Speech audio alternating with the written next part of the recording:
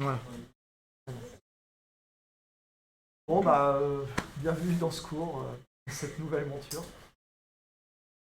Ça va être plus compliqué, parce qu'on va se voir qu'une fois toutes les a priori. Donc, va falloir beaucoup de travail personnel, hein. A priori, si ça fonctionne, vous aurez les cours. Donc, les fois où vous n'êtes pas là, bah, vous pourrez regarder ce que. Donc, l'idée, c'est malheureusement pas c'est votre travail par deux, enfin, c'est-à-dire le programme par deux, ça aurait pu être une solution.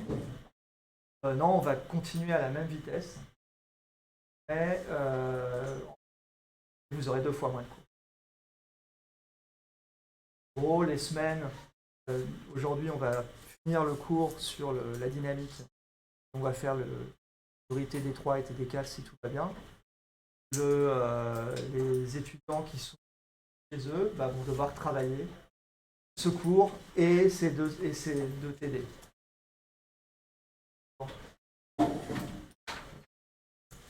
Très bien. Alors, donc la dernière fois, ce qu'on a vu, c'est les 3 lois de Newton. Cette fois-ci, aujourd'hui, je vais vous présenter un espèce de catalogue de toutes les forces que vous allez voir au cours de vos études. Peut-être pas toutes, jusqu'à les 2 prochaines années. Voilà. Donc, je vais vous décrire, je vais faire assez rapidement parce que peut-être que maintenant le plus simple c'est vraiment de travailler sur les exercices. Et j'ai quand même envie de vous expliquer comment ça fonctionne.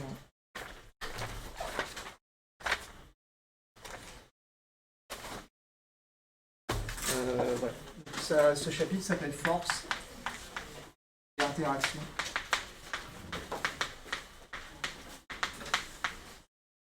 Fondamentale.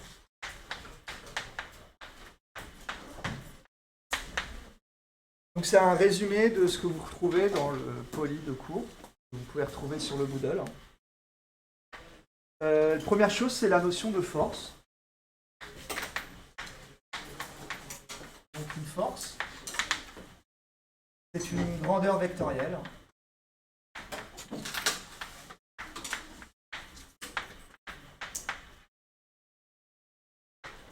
Décrivant une interaction.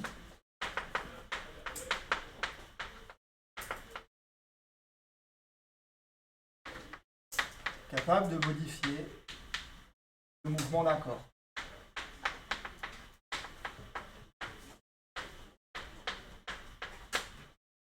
Donc ça, c'est tout l'objet de cette partie. Hein. Dans la première partie, on s'est intéressé à la cinématique d'un corps, c'est-à-dire à la description du mouvement d'un corps. Dans cette deuxième partie, sur la dynamique, on s'intéresse aux causes de ce mouvement.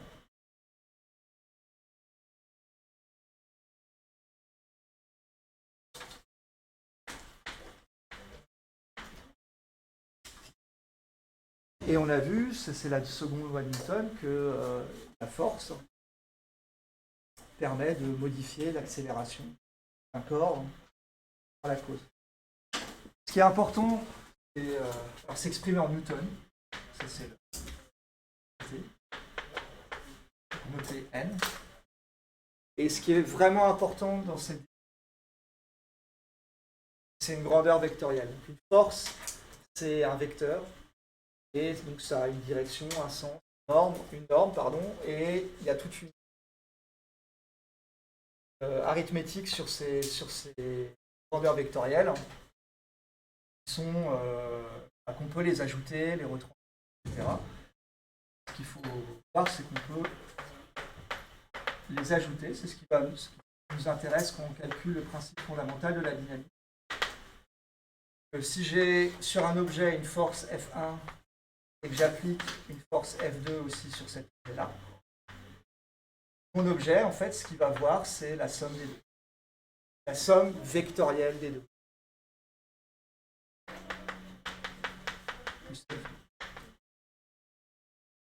Comment ça marche?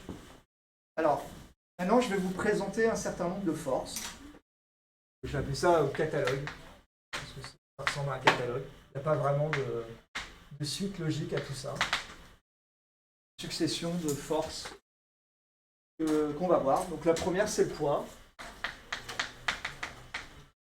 Si vous avez, en général, c'est noté P majuscule avec une flèche. Et c'est une force qui apparaît lorsqu'on a une masse dans un champ gravitationnel.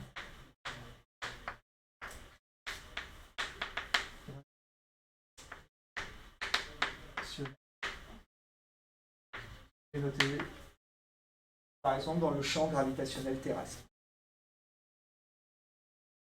Donc j'ai cet objet de masse m, j'ai une force dirigée vers le bas, ETP, et cette force, ce poids, c'est m fois le champ gravitationnel terrestre. Pour information, sur Terre, j'ai 9,81 mètres par seconde. Voilà la première force qu'on voit. La troisième loi de Newton me dit que si j'ai un objet, cet objet-là,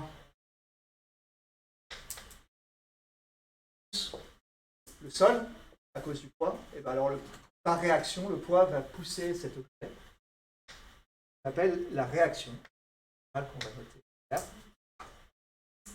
Et cette réaction apparaît telle que le poids plus la réaction. Donc ça s'appelle la réaction. Est égal à 0. On a un objet qui est immobile. Si l'objet est immobile, l'accélération est nulle. J'applique la seconde loi de Newton, le principe fondamental de la dynamique, qui dit que les deux forces s'annulent, l'action et la réaction.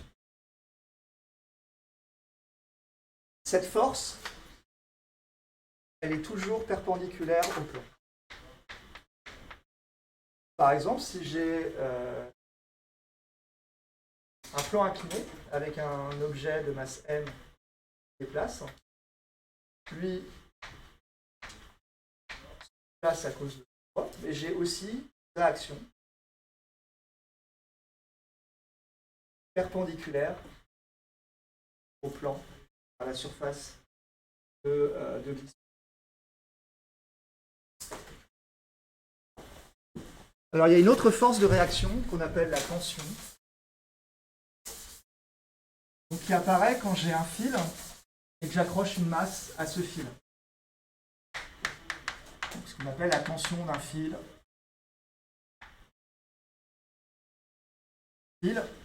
Masse, cette masse subit le poids, le champ gravitationnel, et par conséquent, comme il y a une réaction, ça tire sur ce fil une force, je vais appeler la tension, qui est dirigée suivant le fil.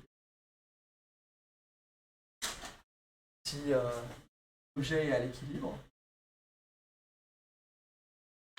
le poids et la tension s'annulent.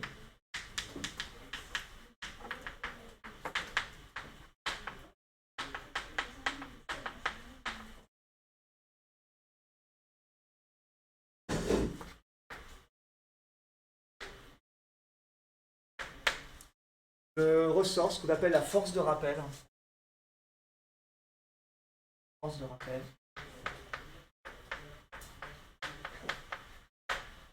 Donc si je prends un ressort, en général on le décrit comme ça, de zigzag, et je lui mets une masse, ce ressort-là, il a une longueur, on appelle la longueur à vis, c'est-à-dire quand je ne tire pas dessus ou quand je ne comprime pas, un ressort, il a une taille. Cette taille,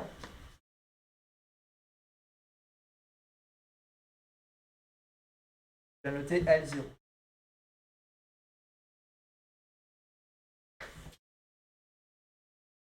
Maintenant, si on imagine qu'on prend un objet et qu'on tire sur ce ressort, ce qui va se passer, c'est qu'on va avoir une force de rappel, et c'est ce qu'on appelle la force de rappel, une force qui va ramener l'objet à l'équilibre. Donc cette force-là, quand je tire, elle est dirigée vers la gauche. Et quand je compresse le ressort, mon ressort, il n'a qu'une envie, c'est d'aller vers la droite. Force de rappel. Dirigée vers la droite. Mon objet, ce qu'il veut, enfin mon ressort, ce qu'il veut, c'est revenir à sa longueur à vide, L0. Donc il existe une relation entre la force et ce qu'on appelle l'élongation.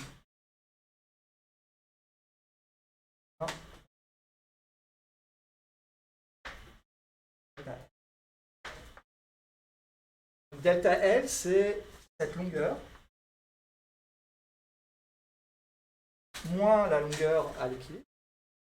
Cette petite, ça c'est ce qu'on appelle l'élongation. C'est de combien je change la longueur de mon ressort. Donc cette élongation, elle peut être positive, savoir je tire sur mon ressort, ou elle peut être négative, savoir je compresse mon ressort. Et la relation qui existe entre cette élongation et la force de rappel, c'est que cette force de rappel, c'est moins la fois l'élongation. Cette loi, c'est ce qu'on appelle la loi de Hooke.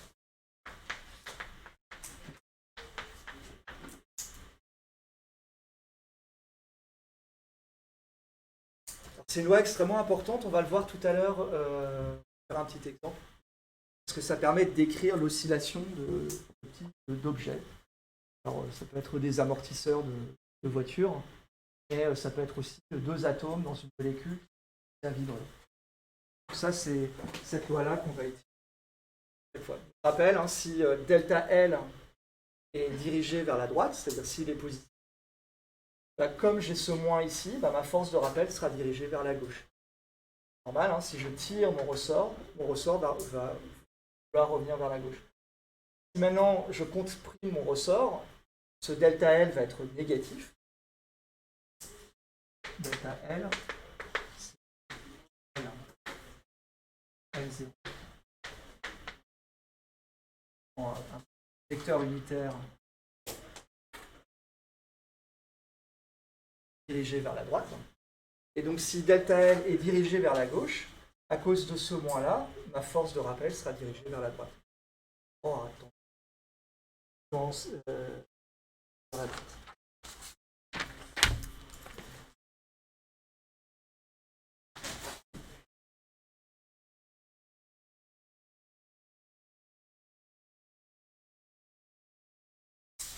Alors maintenant, je rentre plutôt dans le domaine des interactions fondamentales. C'est des interactions qui apparaissent entre deux objets pourvus d'une masse. Et cette force fondamentale, c'est ce qu'on appelle la force gravitationnelle.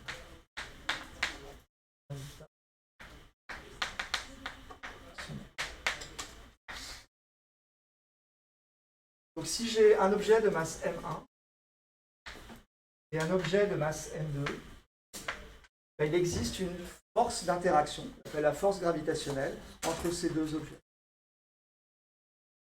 Cette force-là, elle est dirigée suivant M1 et M2 et a pour sens, si la force appliquée par 2 sur 1 va aller dans ce sens-là, la force appliquée par 1 sur 2 va aller dans ce sens-là.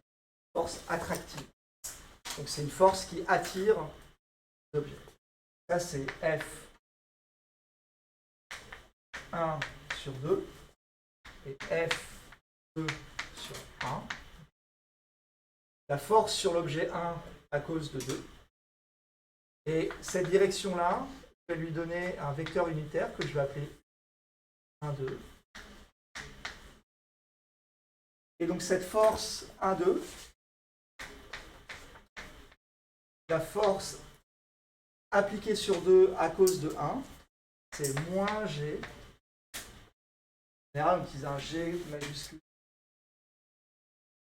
La masse de mon objet 1 qui multiplie la masse de mon objet 2, c'est par la distance au carré entre les deux objets.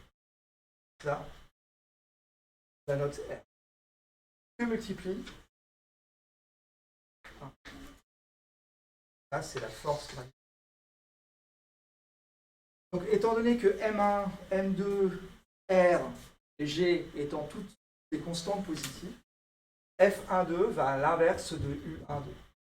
Force dirigée vers 1, force attractive. Cette constante G, c'est ce qu'on appelle la constante universelle de gravitation.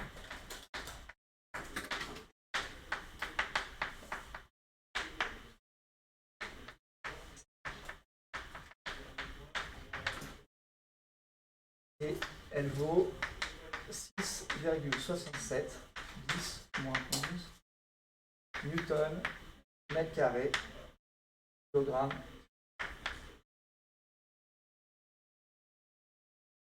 La deuxième interaction fondamentale, qu'on appelle la force coulombienne.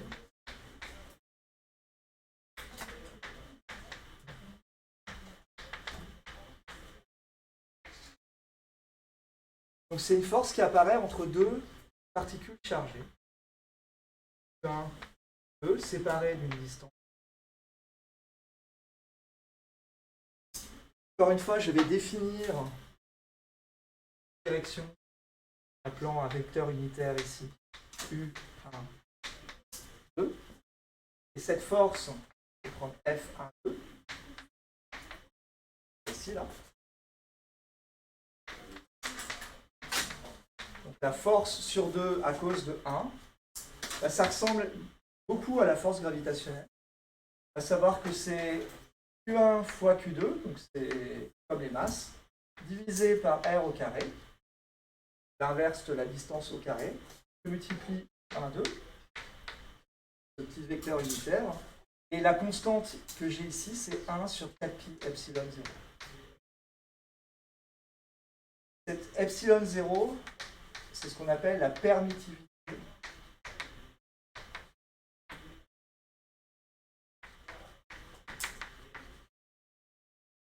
Cet epsilon 0, il a une valeur, ce qui vaut 8,854 10 moins 12 mètres moins 3 kg moins 1, etc. etc. Ce que vous devez garder en tête, c'est plutôt la valeur de 1 sur 4pi epsilon 0.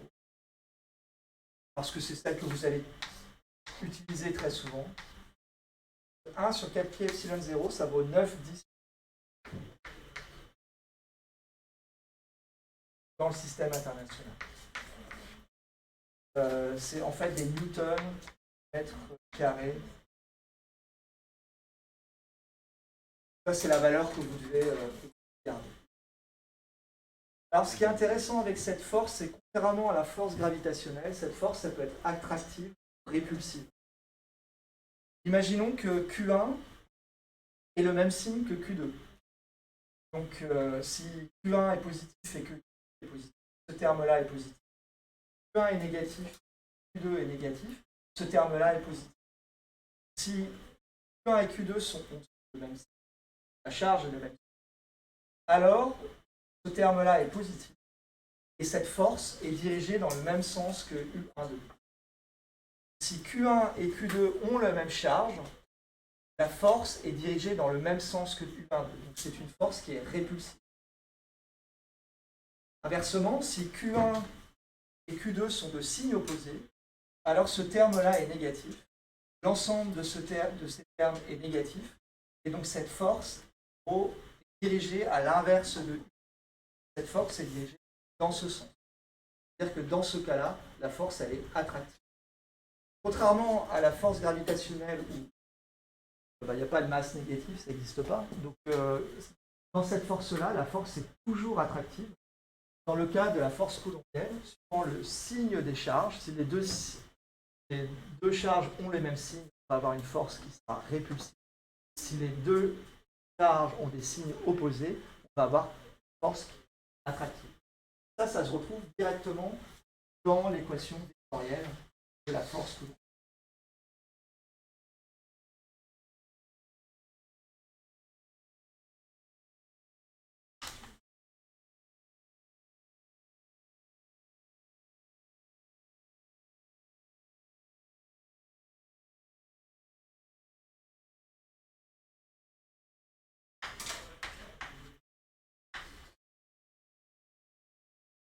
Donc les dernières forces que je vais vous présenter, hein, c'est les forces dans un champ gravitationnel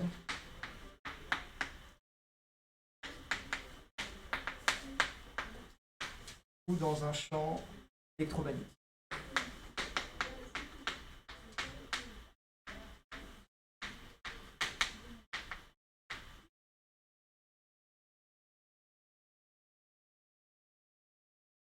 Alors cette notion de champ, elle est assez difficile à expliquer et même avoir cette intuition.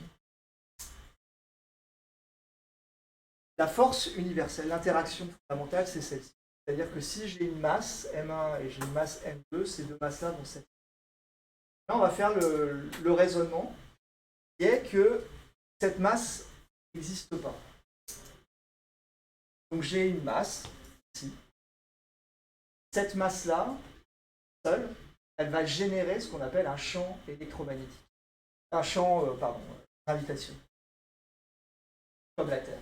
Si j'existais pas, la Terre attirerait quand même les autres personnes. Cette interaction, ce champ gravitationnel, il est indépendant de ma présence. Donc par contre, si j'ai ce champ gravitationnel créé par une masse et que j'injecte dans ce système une autre masse, cette masse-là va sentir l'interaction du champ gravitationnel créé par la première masse. À savoir que dès que je nais, dès que j'apparais, dès que j'existe, je sens la présence, l'interaction gravitationnelle de la Terre. Donc afin de décrire l'interaction gravitationnelle d'un objet sans parler de l'autre objet, il faut définir ce qu'on appelle un champ gravitationnel.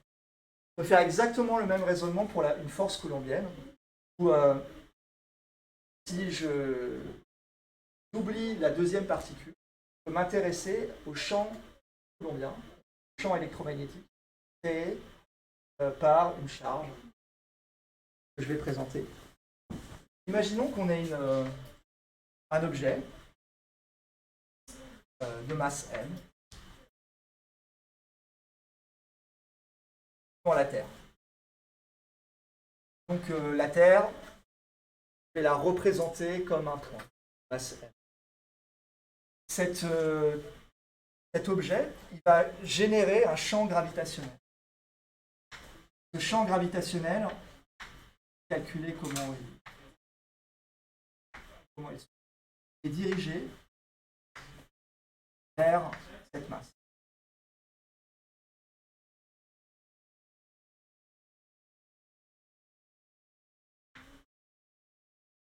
À l'endroit où je regarde, j'ai tout le champ gravitationnel.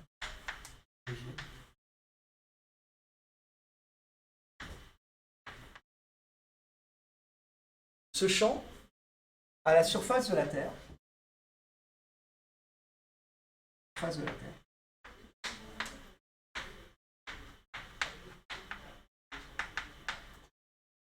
vais le noter petit g. Le même champ gravitationnel quand je vous ai présenté le poids. Donc maintenant, j'imagine une masse, poids par exemple, sur cette surface de la Terre, et de masse m. Si je zoome ici, ce que j'observe, c'est ça.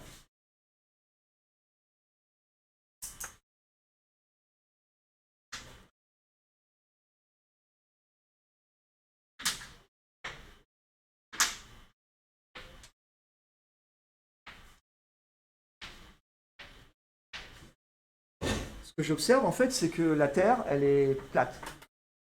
Il y a toujours des gens qui pensent.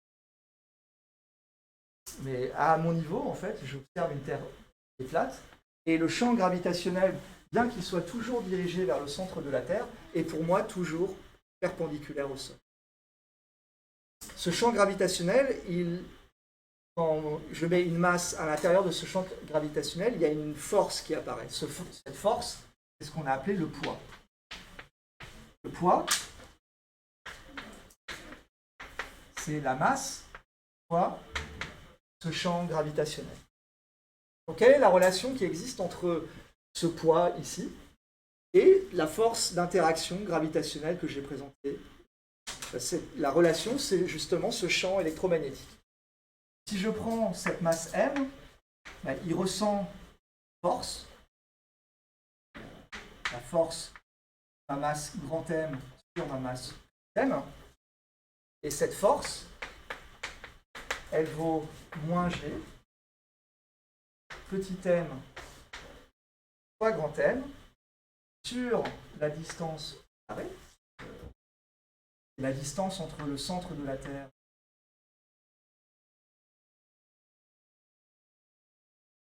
et la surface de la Terre, fois un vecteur que je vais noter UR, un vecteur qui est dirigé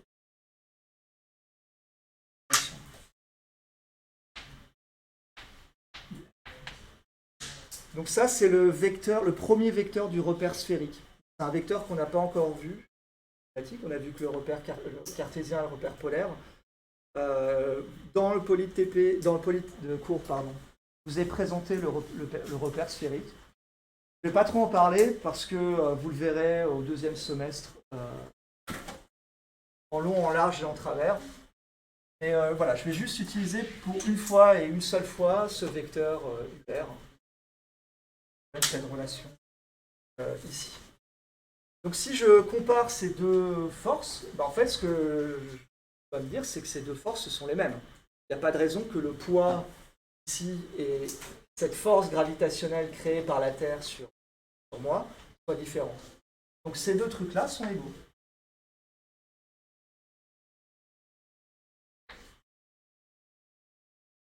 UR est ici dirigé vers le haut, hein, dirigé vers l'espace. Ça veut dire que j'ai ça et ça, j'ai un moins.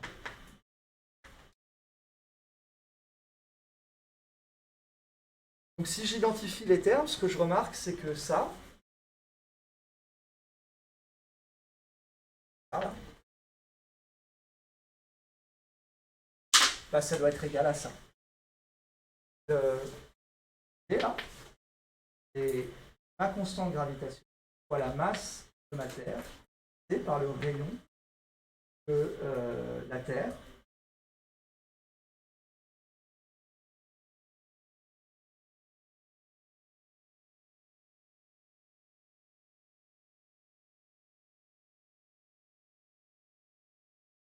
Cette constante universelle gravitationnelle, on peut la déterminer. Oui, question.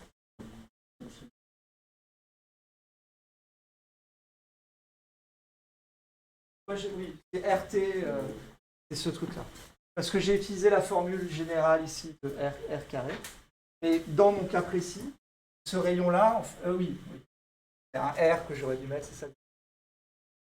Et dans ce cas-là, c'est vraiment le rayon de la Terre. Donc cette constante gravitationnelle, on peut la calculer, enfin on peut la mesurer par expérience en regardant par exemple comment la Lune tourne autour de la Terre ou comment les satellites de Jupiter tournent autour de Jupiter. Donc cette constante, je peux la déterminer. Le rayon de la Terre, il est connu depuis l'Antiquité. Donc G, je peux la calculer en faisant tomber ça et en regardant combien de temps il met pour tomber. Le champ gravitationnel terrestre, je peux le calculer. Ça, je peux le mesurer aussi. Le rayon de la Terre, il est connu depuis des lustres. Donc grâce à cette formule, je peux connaître la masse de la Terre. C'est quand même assez la masse de notre Terre, quoi. C'est assez impressionnant de voir qu'avec juste cette simple petite formule, on peut déterminer des constantes telles que les masses des objets. La masse du Soleil, c'est pareil, la masse de tout. Le corps gravitationnel, on peut les déterminer grâce à des équations.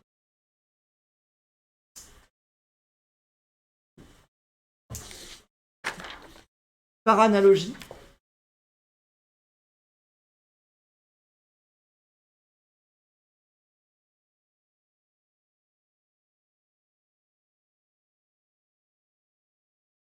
j'ai une charge. Cette charge-là, elle va générer un champ un champ électrostatique si elle ne se déplace pas, c'est-à-dire qu'elle est fixe. Et ce champ électrostatique, je vais noter E, il va être comme mon champ gravitationnel, à la différence que si E est positif, mon champ sera dirigé comme ça c'est Q positif. Si Q est négatif, mon champ sera dirigé comme ça.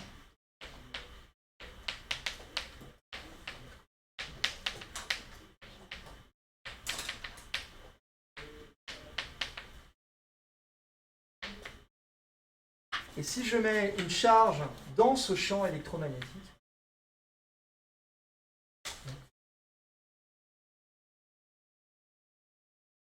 ça je vais noter grand Q. Grand Q. Cette charge va subir une force, qui est la force électrostatique, telle que F est égal à Q.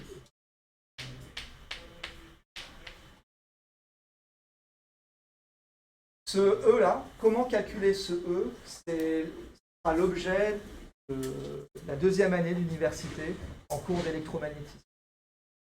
Quand vous faites de l'électromagnétisme, une grande partie du cours, c'est de connaître la distribution des charges et d'en déterminer le champ électrostatique associé à cette distribution. À quel endroit? En rouge, là?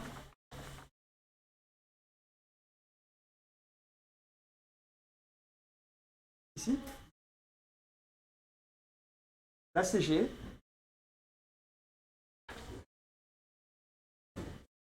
Voilà, donc tout l'objet de l'électrostatique, c'est de calculer cette force. Pour une charge ponctuelle,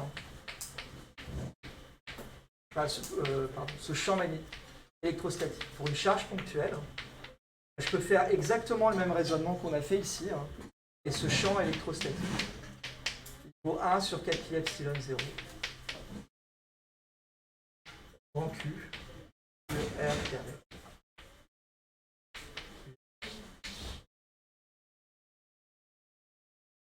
Donc ça, c'est une relation extrêmement importante. Imaginons que cette charge soit positive et que cette charge soit positive. Si tous les deux sont positifs, la force est dirigée dans le même sens que E. Ce terme-là est positif. C'est dirigé dans le même sens que E, c'est-à-dire que ma force va être dirigée comme ça. J'ai bien une force répulsive. Ça, c'est positif. L'autre est positif. Vous pouvez faire moins de bruit dans les couloirs. Et si maintenant Q est négatif, lui sera dirigé, la force sera dirigée comme ça, et donc ce sera une force qui est attractive. Force attractive et négative. Q est positif, on a une force répulsive. Donc directement, si on connaît le champ électrostatique, on connaît la valeur de la charge, on peut déterminer quelle est la force sur cette charge. Si maintenant ce truc-là bouge, parce que ça c'est pour des charges fixes, il y a une force qu'on appelle la force de Lorentz.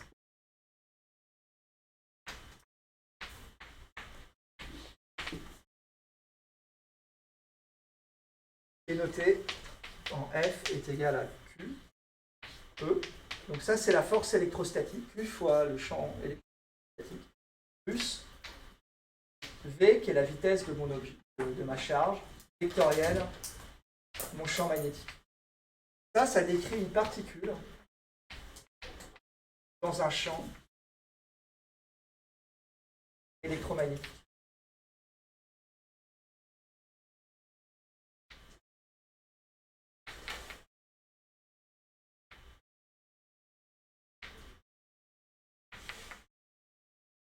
Particule chargée. Si elle n'est pas chargée, ce truc terme est nul et donc il n'y a pas de force. Et c'est tout. C'est-à-dire que les 3 prochaines années, si vous faites de la physique, c'est à peu près les seules forces que vous verrez. Il y a peut-être d'autres, mais je ne crois pas en avoir oublié beaucoup. parlerai des forces de frottement un peu plus tard.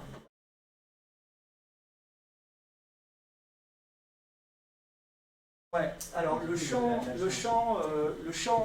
électrostatique, ce E là, il est créé par une particule ou par une distribution, enfin, par une charge ou par une distribution de charge.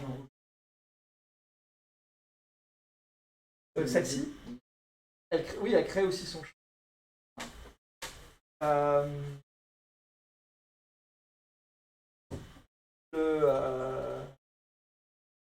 C'est intéressant parce que là on rentre dans des conceptions de relativité, ça dépend de qui on regarde.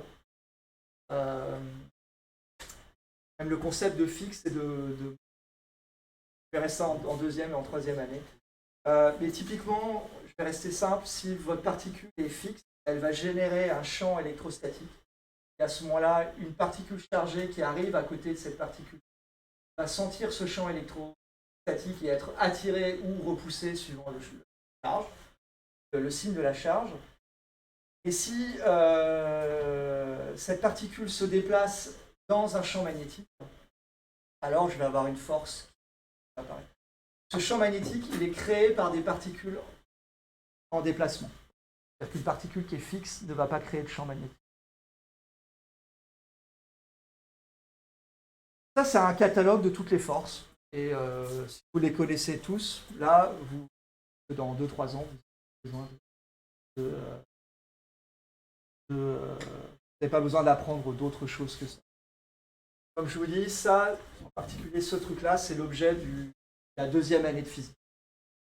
En L2, vous allez apprendre à calculer ces champs électrostatiques, ces champs magnétiques, calculer des trajectoires de particules dans des champs électromagnétiques.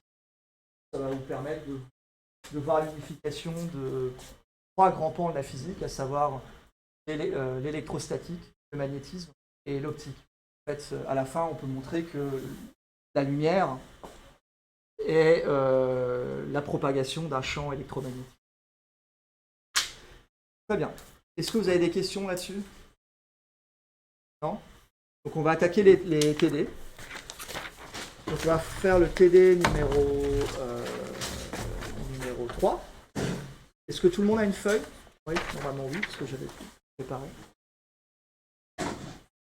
Alors, dans le TD numéro 3, on nous dit mouvement dans le champ de pesanteur. Dans le champ de pesanteur terrestre, un objet assimilable à un point matériel M de masse M est lancé d'un point O à la surface du sol pris pour origine de l'espace.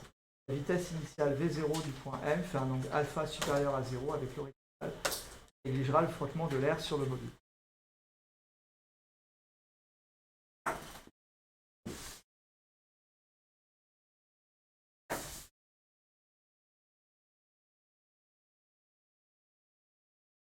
Donc je ne pense pas qu'il y ait plus classique que cet exercice. Quand on étudie la mécanique, on étudie la dynamique. Alors, il y a différentes variantes. Le missile qu'on tire, là c'est quoi? Là au moins il n'y a pas de variante, c'est un objet assimilable. Le joueur de tennis qui frappe dans la balle, etc. Préféré. Et l'idée c'est ça, c'est qu'on a un objet.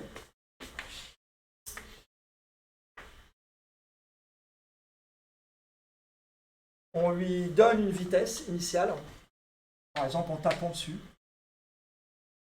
prenant un canon et en tirant. Et on s'intéresse à connaître la trajectoire de cet objet. Par expérience, des millions d'années d'évolution à lancer des lances montrent que et là il va avoir cette trajectoire. L'idée c'est de calculer la trajectoire de cette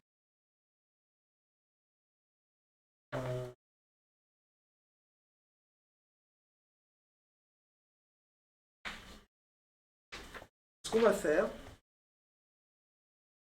c'est que je vais plutôt guider les trucs et puis vous allez essayer de répondre. Donc, à chaque instant du mouvement, je vais appeler la position de cet objet M et un point qui va dépendre. L'idée, c'est de mesurer, de déterminer la position, les coordonnées du point. Ces coordonnées, on va les définir dans un repère cartésien. Cette position, je vais l'appeler x de t. Coordonnées, je vais l'appeler y. À t égale à 0, je lance avec une vitesse que je vais appeler v0. Et l'angle que fait l'objet par rapport à l'horizontale. Voilà ce qui est dit dans le texte.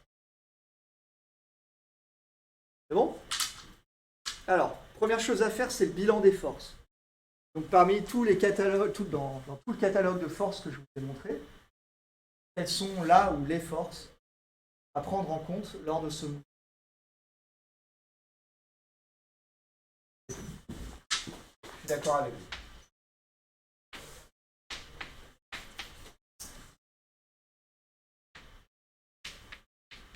Quel que soit le point dans la trajectoire, et une seule force, c'est le point. Donc par définition, le poids, c'est m fois l'accélération. M fois le champ masse. Ça, c'est le bilan.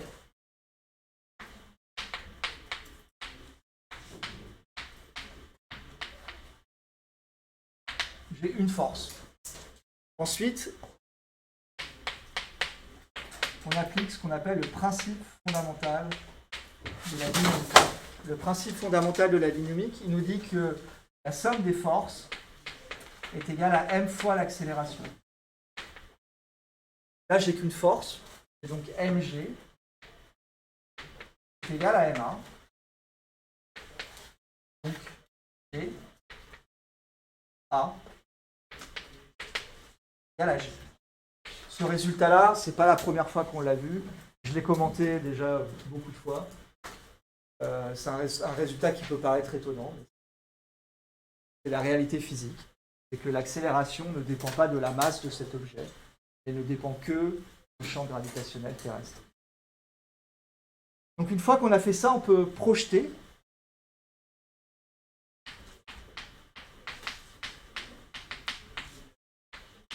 le vecteur suivant les directions au x et au y. Donc l'accélération projetée suivant au x, elle se note x point point. On a vu dans la première partie sur la symétrie, dans le repère cartésien. L'accélération est définie par x point point et y point. Si je projette le poids suivant x, cette projection elle est nulle. Point point vaut 0. Et si je projette le poids suivant y, ou l'accélération suivant y, ça vaut moins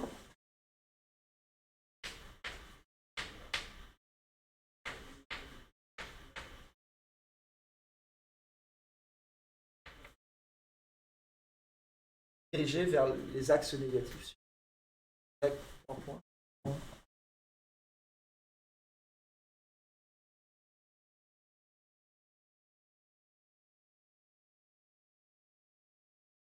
Voilà les deux équations. Pour la partie dynamique, on a compris comment on avait les causes de ce mouvement. Ça vient juste du poids. Et si je résous le principe fondamental de la dynamique en le projetant suivant les deux directions, je me retrouve avec deux équations différentielles. La première, x point point est égal à 0. La deuxième, y point point. Une fois qu'on a fait ça, on l'intègre. C'est que à partir de ça, on peut calculer la primitive. Quelle est la primitive de x point point? Quelle est la primitive de 0? Constante.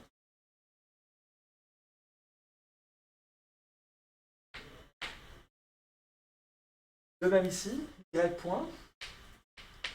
La primitive de moins g, bah, c'est moins g et plus m constante. Ça va, je ne vais pas trop vite? Non, c'est bon.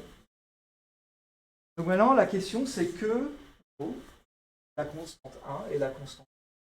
Comment je peux trouver, comment je peux déterminer que vos... ouais. Comment vous déterminez?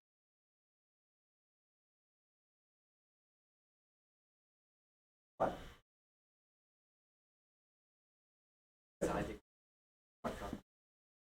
Donc ce qu'on a ici, hein, c'est les coordonnées de la vitesse. La vitesse suivant x et la vitesse suivant y, quel que soit le temps. Et ce qu'on me donne dans l'énoncé, c'est la vitesse à t égale à 0. Je peux prendre l'expression à droite et la calculer à t égale à 0 et dire que ce résultat vaut le vecteur ici. À t égale à 0, c'est ce qu'on appelle les conditions initiales. T égale à 0. V égale à V0. Donc à t égale à 0, point y point de 0, qui sont les coordonnées composantes de mon vecteur vitesse à t égale à 0, ça vaut V0. Donc V0, c'est la coordonnée, c'est la composante de V0 suivant x. Je projette V0 suivant x. Peut-être le faire plus grand.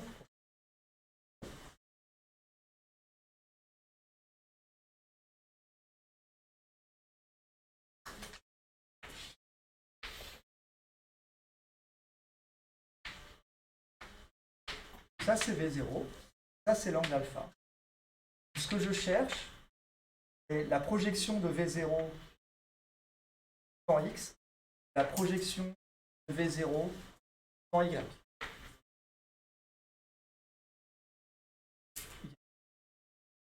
Donc là, il y a deux méthodes pour le faire. La première, c'est faire de la trigonométrie dans le triangle. Remarque ici, c'est que j'ai un triangle rectangle. Et donc, la longueur que je cherche divisée par l'hypoténuse de ce triangle est égale au cosinus de mon angle. Cette longueur-là, elle vaut cette longueur-là fois le cosinus de V0 plus alpha. Et cette longueur-là, c'est le côté opposé sur l'hypoténuse, c'est égal au sinus de alpha. Donc cette longueur, c'est le sinus de alpha qui multiplie.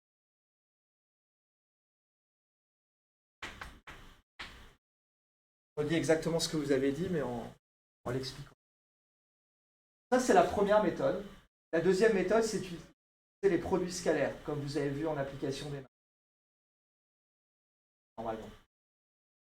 Vous savez que V0, ce que vous cherchez, c'est la projection de V0 sur cet axe-là.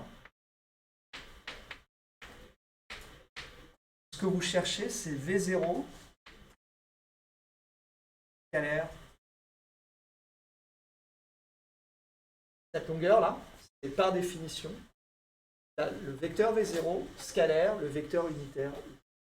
Ça, c'est la projection de V0 sur OX. Ça vous dit quelque chose? Ouais. Ensuite, utiliser les propriétés du produit scalaire, à savoir que V0 scalaire I, c'est la norme de V0 qui, par définition, je multiplie la norme de I qui, par définition, vaut 1, dans le repère cartésien orthonormé, que multiplie le cosinus de l'angle entre V0 et I. Et cet angle-là, c'est alpha. De même ici, vous avez V0 scalaire J, angle-là, pi sur 2 moins alpha. Ça vaut V0 cosinus pi sur 2 moins alpha. Cosinus de pi sur 2 moins alpha, ça vaut sinus alpha. Voilà les deux méthodes que vous pouvez utiliser pour calculer les composantes vecteur V0 dans la base OX, OY. Donc, à t égale à 0, la vitesse suivant x vaut V0 cos alpha, et suivant y, elle vaut V0 alpha. Donc, ce que j'ai dit, c'est que je peux prendre l'expression qu'on vient de calculer et de l'identifier par rapport à ça. On voit ici, ma constante 1, elle vaut V0 cos alpha, et que ma constante 2, si je mets t égale à 0 ici, elle vaut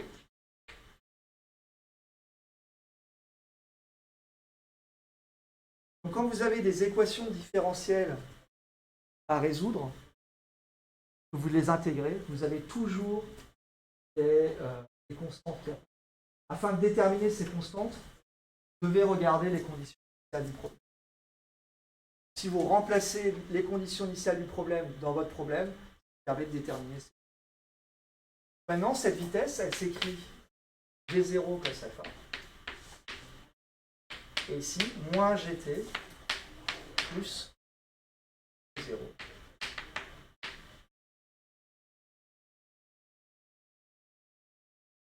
Voilà pour la vitesse. Maintenant, la position. On intègre ce point de t, pardon. C'est la primitive de V0 cos alpha. Ça, c'est une constante. La primitive d'une constante, c'est cette constante. V0 cos alpha t plus et y de t est égal à la primitive de moins gt. La primitive de moins gt, c'est moins 1 demi de gt carré.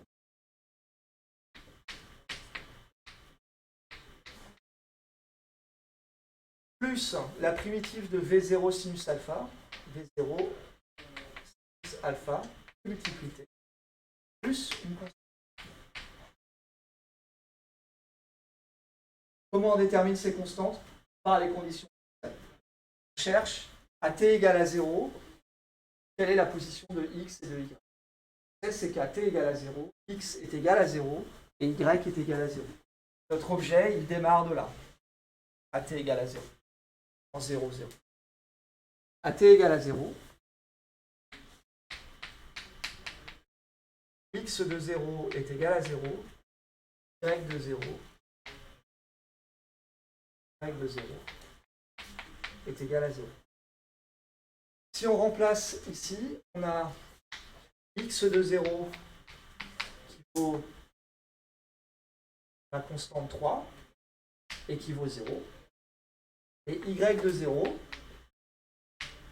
qui vaut, ça vaut 0, ça vaut 0, ça vaut ma constante 4 qui vaut 0 aussi.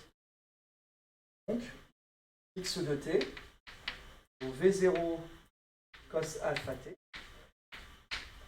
Et y de t vaut moins 1 demi de gt carré plus V0 sinus alpha t. Voilà l'équation horaire du mouvement.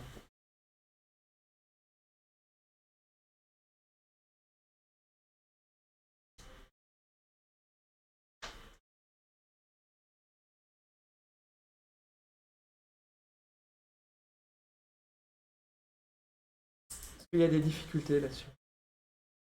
Non? Super. Donc ça, c'était la première question. La deuxième question, c'est de trouver l'équation de la trajectoire, en déduire la forme de la courbe. Donc ce qu'on a ici, c'est les équations horaires du mouvement, c'est-à-dire on a les coordonnées du point M en fonction de x de t, y de t. Maintenant, ce qu'on veut, c'est la trajectoire, c'est-à-dire on veut s'affranchir de t et avoir une information de y en fonction de x.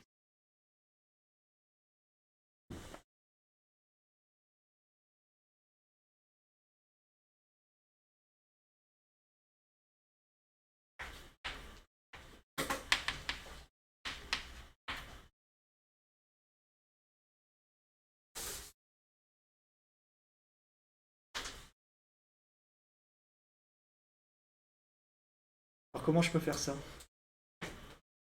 C'est pas la première fois qu'on l'a fait. Ouais. Ouais. Ouais.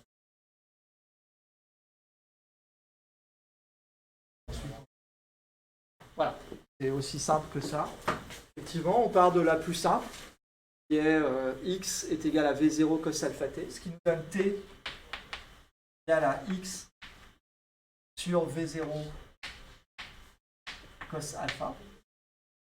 Et ensuite, on injecte dans la deuxième, ce qui nous donne y. Maintenant, c'est une fonction pas de t, mais c'est une x au moins 1 demi de g, ça au carré. Donc, c'est x au carré, v0 carré, cos carré alpha, plus v0 sinus alpha à x sur v0 cos alpha. Donc là, on peut simplifier les choses, par exemple en divisant ça par ça, et en remarquant que sinus alpha sur cosinus alpha, ça vaut tangente alpha. Ça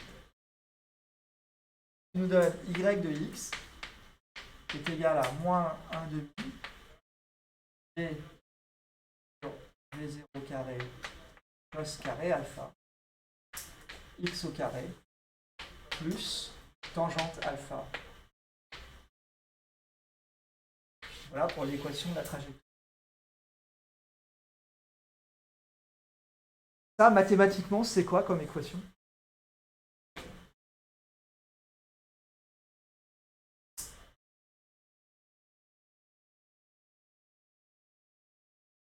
Ouais, c'est un polynôme d'ordre 2.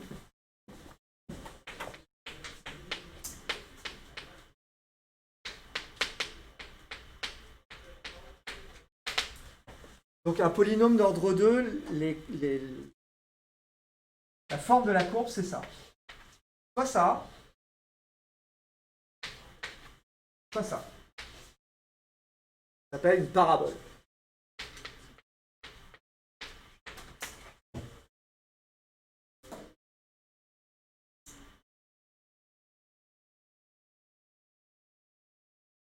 Alors la solution pour nous, c'est la solution physique de la chose. Elle nous est donnée aussi par le terme qu'il y a ici, un terme négatif. Si vous étudiez la fonction, par exemple, vous calculiez la dérivée, vous cherchez est-ce qu'elle est croissante et décroissante, etc., vous pourriez déterminer la forme de cette trajectoire. Vous savez que c'est une parabole sous cette forme-là. Vous verrez aussi en application des maths comment étudier ce type de fonction et en particulier comment en déduire la courbure d'une fonction. Ce que vous allez observer si vous faites le calcul un petit peu plus tard, quand vous aurez ça dans votre sac, c'est que cette courbure est une courbure qui est négative. Le fait que ce terme-là soit négatif, je dis que c'est une courbure négative, donc c'est une courbe, une parabole dirigée vers le bas. La trajectoire, c'est une parabole.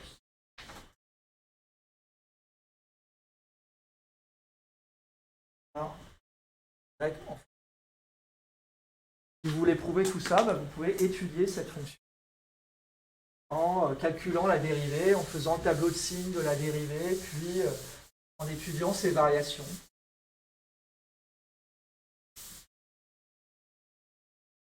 Est-ce qu'elle a un maximum, etc.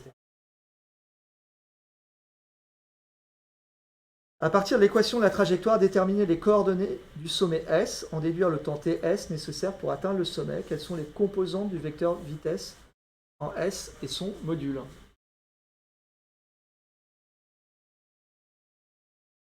Comment je peux calculer ça? Là, comment je peux déterminer finalement la position, le temps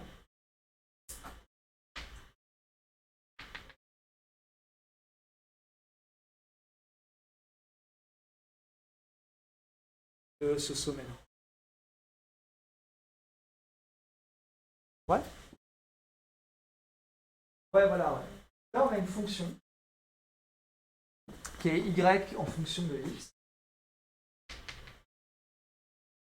Et cette question, chercher le sommet, en fait, c'est chercher le maximum de cette fonction. Donc, ce qu'on cherche, c'est le maximum de y égale à f de x. Ça, c'est la question. Et mathématiquement, ça se retrouve comme ça. En cherchant la dérivée de ma fonction. Et où est-ce qu'elle s'annule? Pareil, si dans le prochain TD en application des maths, vous allez voir ça. Je ne vais pas vous expliquer plus que ça. Donc ce qu'il faut, c'est calculer la dérivée de y'.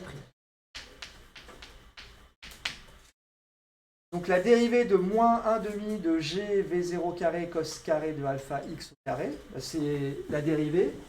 Donc je dérive ce terme-là. Donc la dérivée de x au carré, ça vaut 2x. Il s'annule avec ce 1 demi. C'est moins g v0 carré cos carré. Moins g v0 carré cos carré alpha.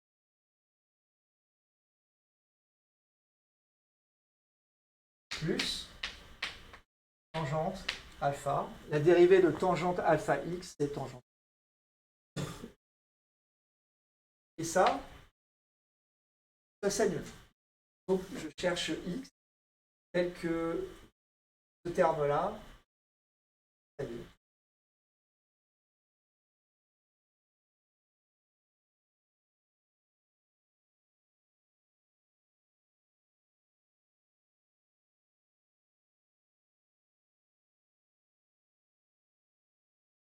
Et ce terme-là, on le met à gauche, par exemple. Tangente alpha égale à g de 0 carré.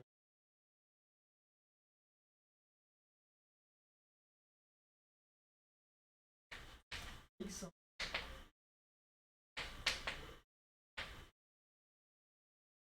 I. 0 carré.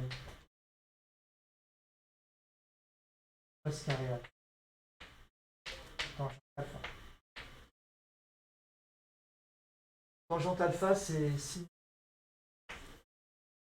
g0 carré carré alpha sinus alpha A. C'est ça. Donc v0 carré g cos alpha alpha. Voilà pour la position du maximum.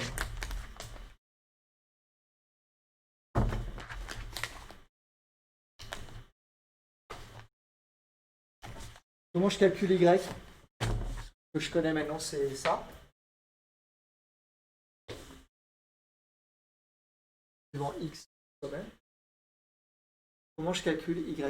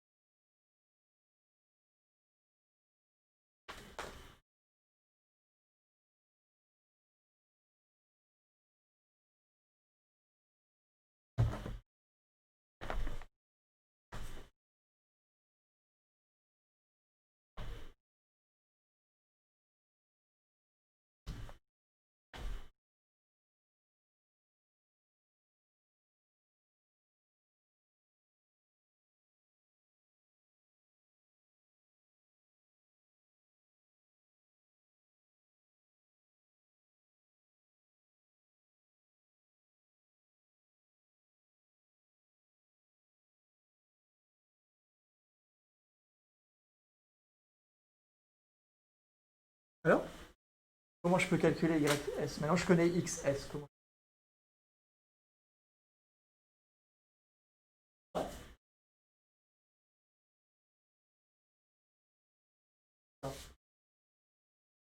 Ouais. Non, ouais, je connais la trajectoire. Donc si je connais x, je connais y. On peut remplacer le is ici pour avoir ys ici. Ys moins 1 demi de g 0 carré cos carré alpha. X au carré et 0 carré carré et au carré. Cos carré alpha.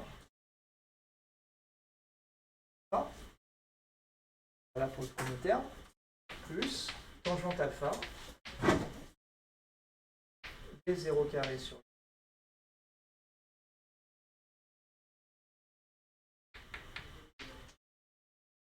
alpha. Là pour YS.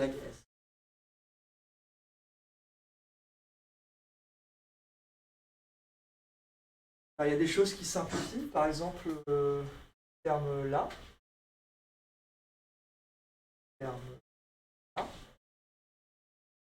Le G ici simplifie avec le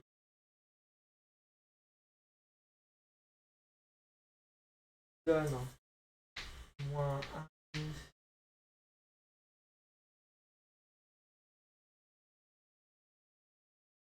carré alpha et 0 carré et plus 0 carré.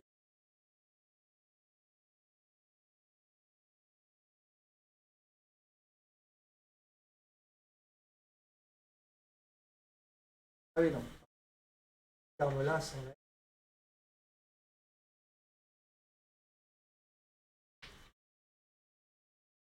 Un problème de dimension.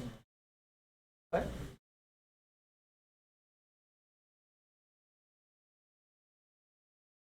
J'y arrive en fait.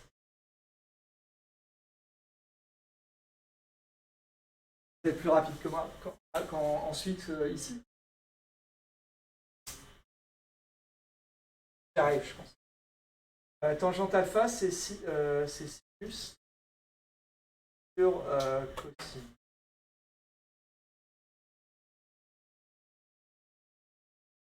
Cos carré alpha.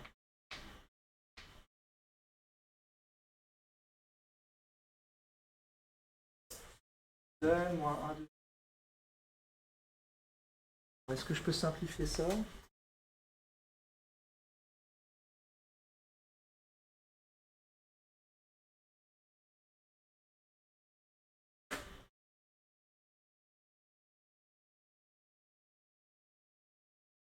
Carré.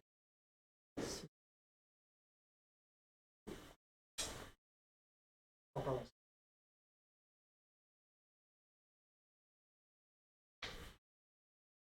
Donc on peut mettre sinus, on peut mettre V0 carré. V0 carré sur G, sinus carré alpha, moins 1 demi de V0 carré sur sinus carré alpha, ça vaut 1 demi de V0 carré sur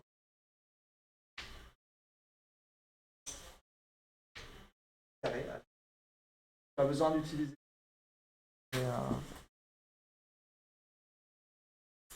Voilà pour la position.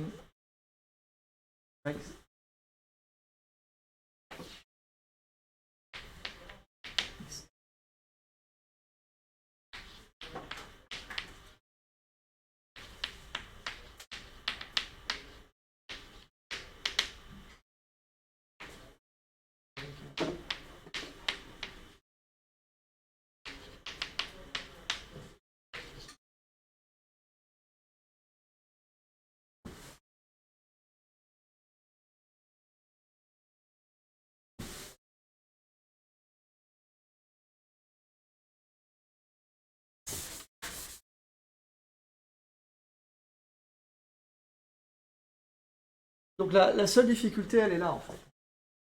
C'est de se rappeler que cherche l'extrémum d'une fonction, on cherche à dériver cette fonction, et quand est-ce que cette dérivée s'annule.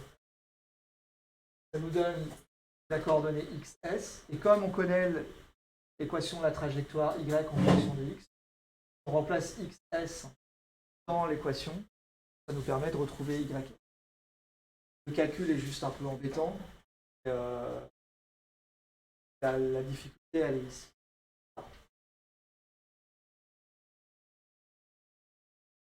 À partir de l'équation, donc ça c'est En déduire le temps TS nécessaire pour atteindre le sommet.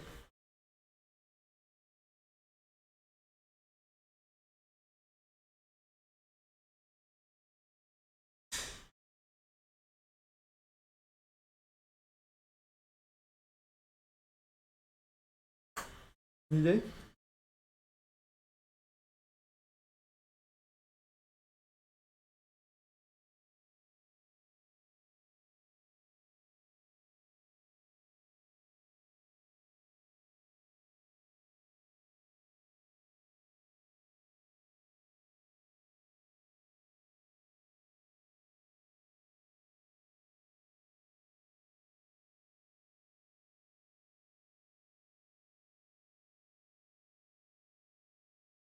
Ouais.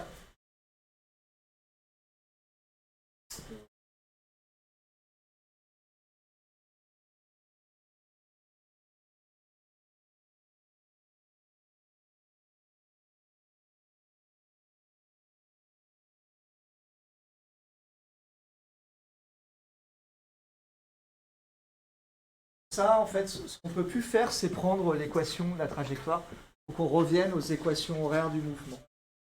En particulier, on sait que x de t,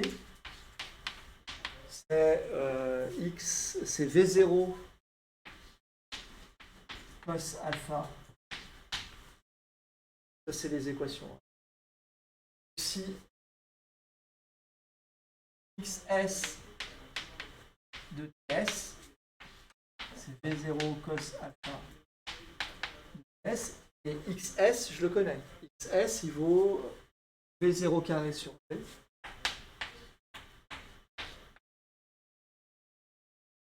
Cos alpha, c'est...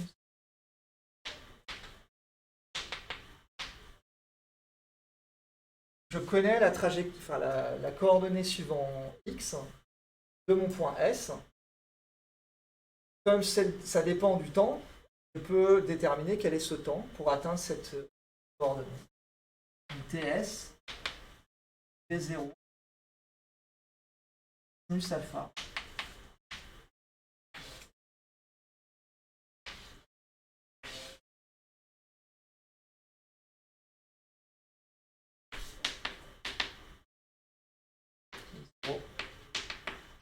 Plus alpha.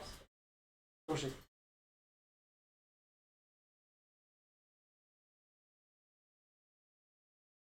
Ouais.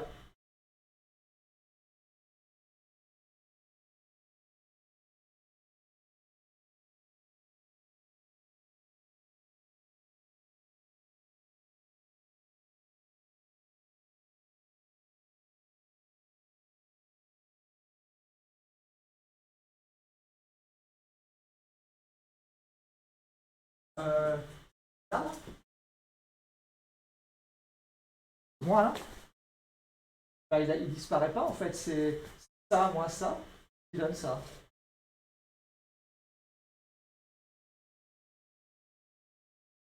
C'est moins 1,5 plus 1. Moins 1,5 plus 1, ça me donne 1,5.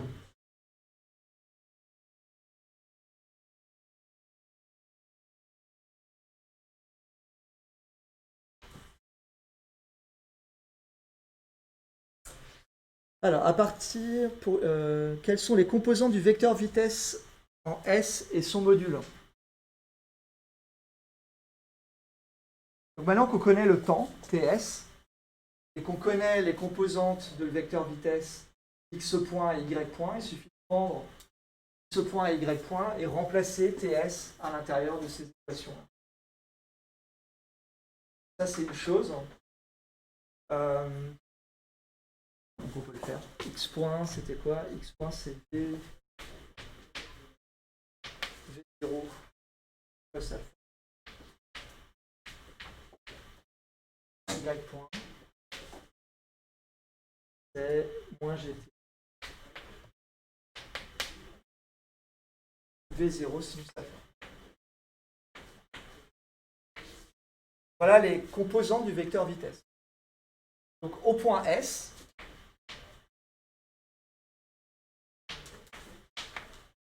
ce que je dois faire, c'est prendre le TS que j'ai là et l'injecter là-dedans. Vous êtes d'accord avec ça? Ouais. On peut le faire. Maintenant, moi, je vous dis que ça vaut 0. Pourquoi? Ouais. Alors, ça s'annule, effectivement. Si je mets ça dedans, ça s'annule. C'est l'idée, mais comment, par quelle autre considération physique, je peux montrer que y point est égal à 0? Quelle est la particularité de mon vecteur vitesse? Ouais, donc c'est la tangente à la courbe.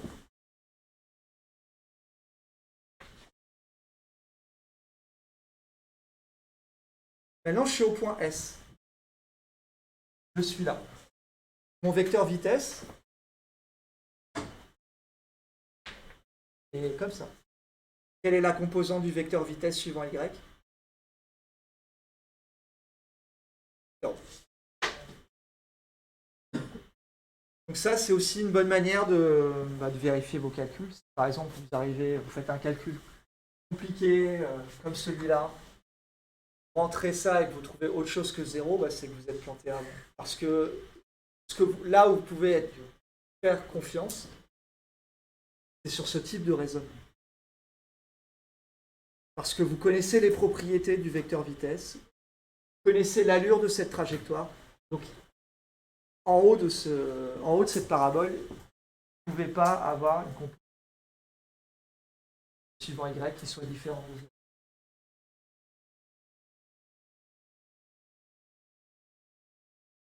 Ouais.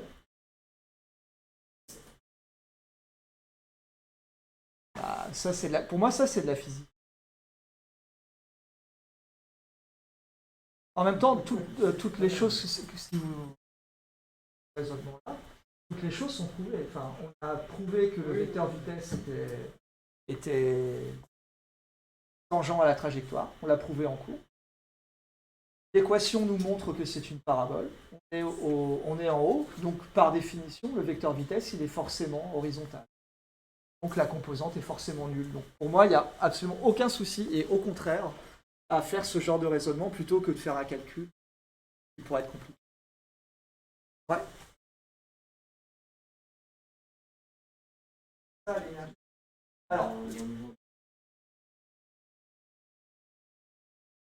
Alors, ce qui va être très intéressant dans cette deuxième partie, on fait les forces, la dynamique. Donc on va voir sur plusieurs exemples. Donc là, c'est l'exemple classique. On va faire le pendule, on va faire le ressort, enfin, le plan incliné, etc. Tous les exemples sur de l'utilisation du principe fondamental pour décrire la dynamique des objets. Et dans la troisième partie, on va oublier complètement la notion de force. Et ce qui va nous intéresser, c'est de voir comment l'énergie, elle passe d'une forme à une autre. Et ce qui va être intéressant, c'est qu'en regardant le problème d'une autre manière, savoir comment cette énergie se transfère de l'un à l'autre, on en arrive aux mêmes cinématiques. Donc la réponse, je vais vous la donner dans un mois, quand on va discuter de l'énergie. Effectivement, on va voir comment l'énergie, ici, l'énergie cinétique, elle va être nulle, par exemple. Puisque la vitesse est nulle. Enfin, l'énergie cinétique ne sera pas nulle. Ne sera pas nulle puisqu'il a une vitesse vers la droite. Lancer l'objet vers le haut. Et on va revoir le même problème, mais avec l'énergie. Un peu plus tard.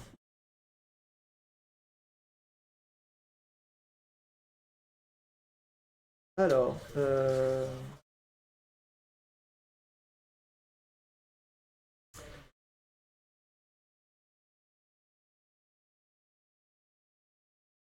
l'autre méthode, puisque c'est la question suivante, question 4, essayer de déterminer par une autre méthode le temps.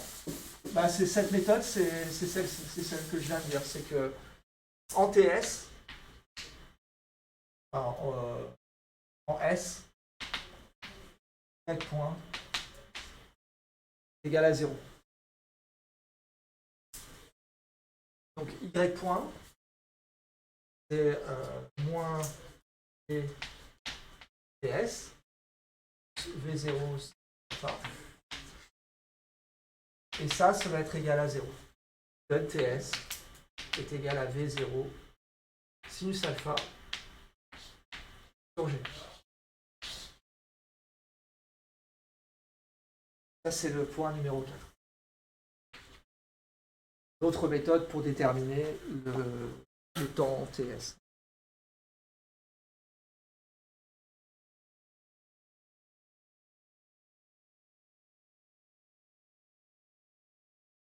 En déduire les autres coordonnées, donc xs, ys, là on a x de t et y de t.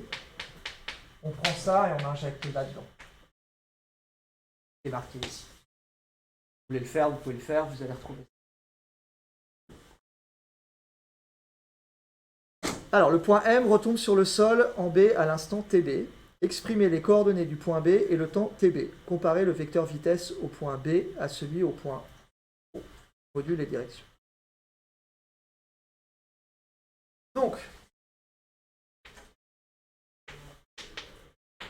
on a ici le point S. Et ce qu'on cherche, c'est la coordonnée du point B. Alors, il y a peut-être deux, voire trois, je ne sais pas, en tout cas là j'en ai deux en tête, la méthode qui permet de déterminer B. La première, c'est quelle est la coordonnée de B suivant Y? 0.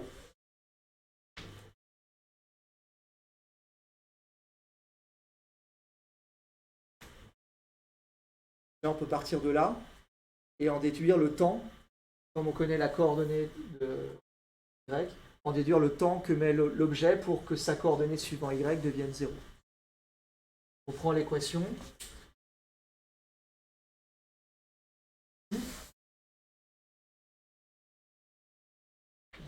De t égale à moins 1 demi de g t carré et 0. On les connaît par cœur.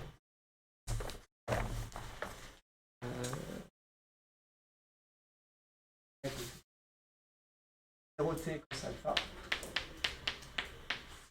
et y de t égale à moins 1 demi gt carré plus v0t plus alpha. Et on cherche t tel que y de t est égal à 0.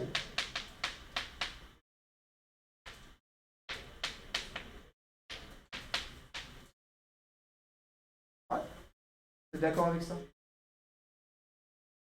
Une fois qu'on a TB, ça nous donne TB. Et une fois qu'on a TB, on injecte dans X. Ouais. Je vous donne juste la réponse. Pour aller un petit peu plus vite au niveau du calcul, je vous donne la méthode. Et maintenant, je vous donne la réponse.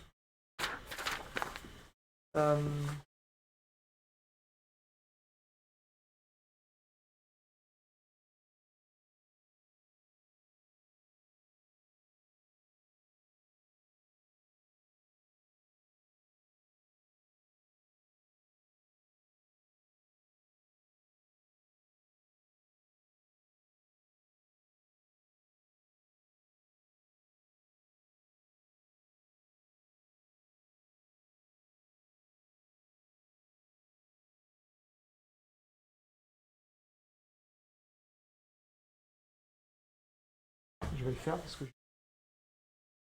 ça a deux méthodes, mais en fait, il y en a une. Donc, on peut faire ça.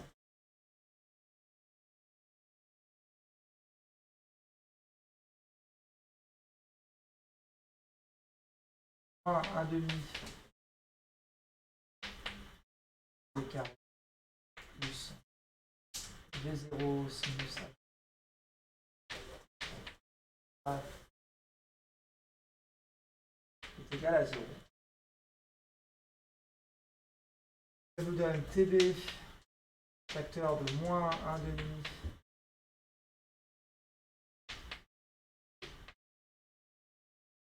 sinus alpha égal à 0. Donc je mets TB en facteur. Là, j'ai deux solutions. La première, c'est si TB est égal à 0. TB est égal à 0, c'est celle-ci.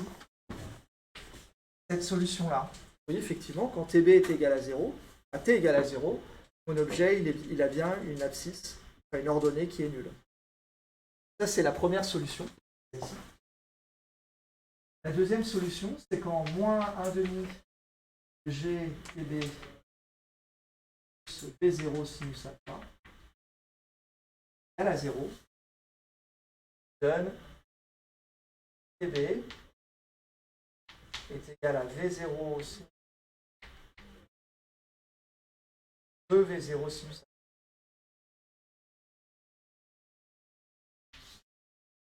alpha pour TB.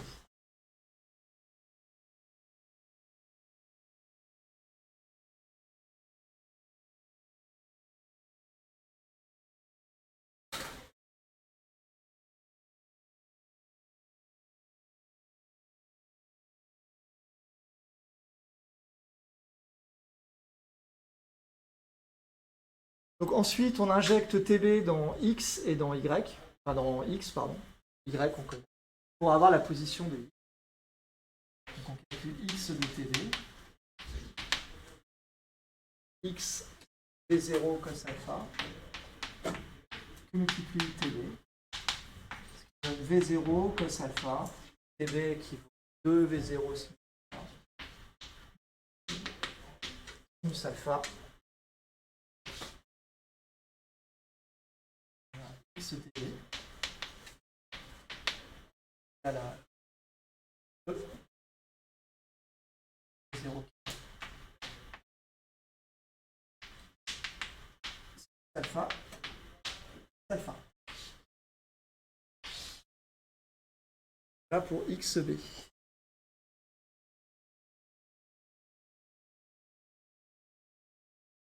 Alors qu'est-ce qu'on remarque? On remarque que le temps TB, alors j'ai effacé là-bas, c'est 2 fois temps S, et que XB, c'est 2 fois XS.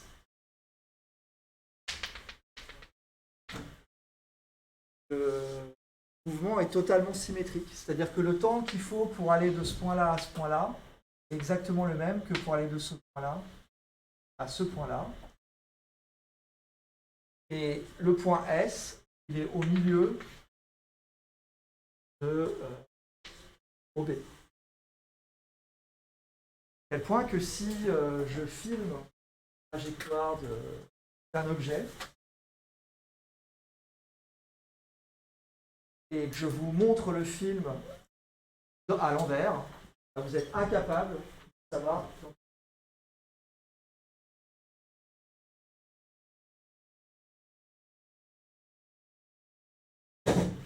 Ouais, mais sur des mouvements comme ça, là, à mon avis, on ne voit pas la différence.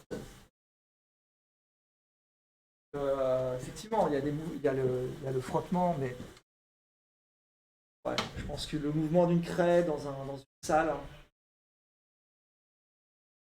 je dois pouvoir trouver une vidéo quelque part prouvant mon point. Et, en tout cas, effectivement, si on néglige les frottements de l'air, on a un système qui est totalement symétrique.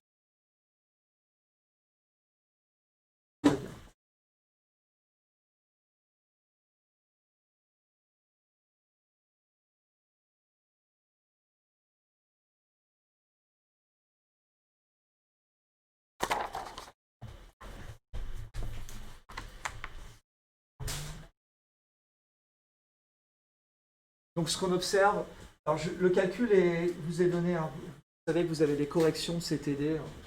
Ce qu'on observe en fait, c'est cet angle-là est forcément égal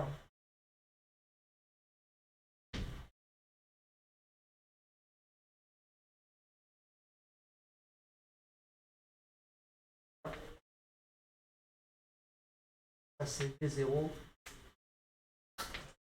à CV, pardon, VB. Cet angle, de même ici. Pareil pour des raisons de symétrie.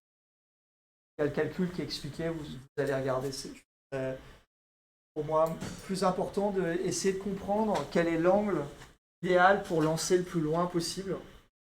Ça, c'est un angle que tous les lanceurs de javelot connaissent. On sait que pour une force donnée, pour une vitesse initiale donnée, l'objet va aller le plus loin possible. La question, c'est quel est cet angle?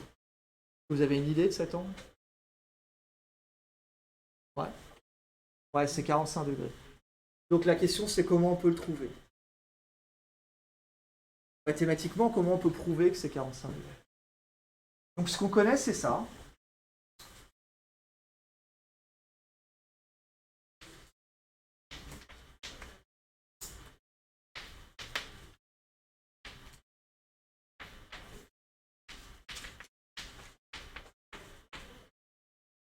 Ça, c'est la position de mon objet lorsqu'il atteint le sol. C'est XB. Ce qu'on observe, c'est que cette position-là, elle dépend de ma vitesse initiale, évidemment. Plus la vitesse initiale est grande, plus je vais aller loin. Elle va dépendre de l'emplacement où je le fais. C'est-à-dire que si je suis sur la Terre, ça va aller moins loin que si je suis sur la Lune. Pas très pratique comme remarque, mais du moins ça va dépendre du champ gravitationnel. Et ce qu'on remarque surtout, c'est que ça va dépendre de l'angle alpha. Alpha et cosine. Donc c'est comme tout à l'heure, quand on s'est posé la question comment savoir la position de mon point au maximum de cette courbe. Ce qu'on a fait, c'est qu'on a dérivé par rapport à x la fonction. Là, c'est pareil. À x, qui est cette fois-ci une fonction de mon angle. Donc, je vais dériver cette fonction par rapport à mon angle pour déterminer quel est le bon angle pour que cette fonction soit max. Donc, effectivement, cette fonction, à la base, c'était une fonction de t. Maintenant, ce qui va m'intéresser, c'est d'étudier la fonction qui me donne la position de mon point B, l'abscisse de mon point B, en fonction de mon angle alpha. Et de chercher le maximum de cette fonction.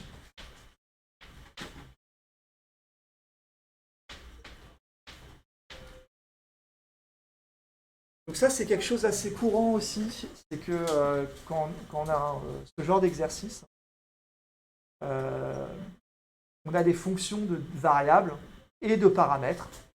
Là, la x, il est fonction de t, et il dépend de paramètres tels que la vitesse et l'angle. Et cette fois-ci, ce que je fais, c'est que x, maintenant, devient une fonction alpha, maintenant une variable, qui était avant mon paramètre.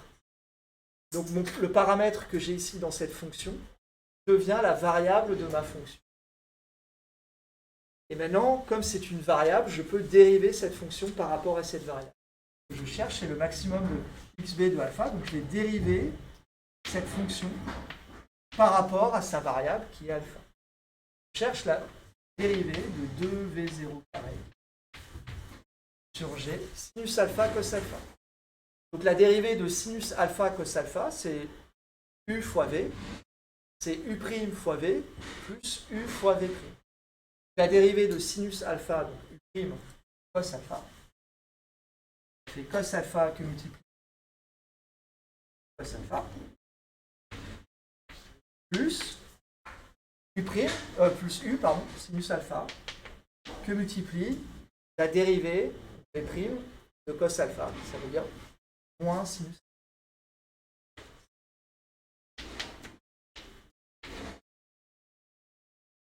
Je donne 2v0 carré sur cos carré alpha moins sinus carré alpha. Et puis là, on peut utiliser ce que vous avez dit tout à l'heure, savoir que cos carré plus sinus carré est égal à 1. Cos carré alpha plus sinus carré alpha est égal à 1.